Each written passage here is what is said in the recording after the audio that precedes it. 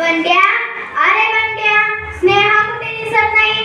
ही सकाळपासून रडत नाही. ती काय बोलणं पण झाल्या का? तिला कोणी मारलं का? नाही. स्नेहा, हे बाळा स्नेहा, काय झालं? माईक वर चल. आई, मला सुद्धा शाळेला जायचंय.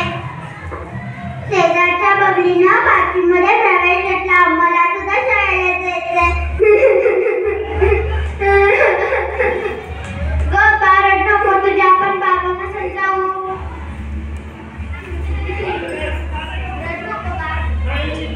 काय झालं स्नेहा, का रडतेस तू? बाबा, मला सुद्धा शाळेला जायचंय. अगं, शेजारच्या बबलीनं बाथरूममध्ये प्रवेश घेतला. मला सुद्धा शाळेला जायचंय. तुझं शाळेला गेली तर बंड्याला सांभाळला कोण आणि आपली जनावरे सांभाळला कोण? नाही बाबा, मला सुद्धा शाळेला जायचंय. अहो, ती बोलत आहे ना, तिला शाळेला जाऊ द्या ना, तिचे मत असले तर. तू काय आधी बोलू नकोस. आणि तू तुझ्या गावाला लागता. आणि तू मध्ये मध्ये बोलू नकोस. आणि तू रडू नकोस. जा. आई, बाबांना सांग ना गं समजावून. मला सुद्धा शाळेला जायचंय. कारण नको, आपण बघू काय होतंय ते.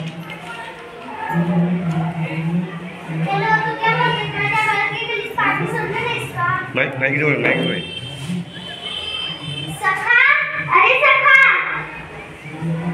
सरपंच आणि गुरुजी असं काय केलं की आमच्या गरिबांच्या घरी? अरे काही नाही रे, मी काल मी माझ्या बबलीचे ऍडमिशन करून आलो. तू घेतलंस का ऍडमिशन? का बरे? अहो तुम्हाला तर माहितच आहे. तुझ्या शिक्षणाचा खर्च मला काही पुरवणार नाही. आपल्या गावामध्ये 4थी पर्यंत शिक्षण आहे. तिला 5वीच्या शिक्षणासाठी बाहेरच्या गावी जायला लागेल. तिच्या शिक्षणाचा खर्च मला काही पुरवणार नाही.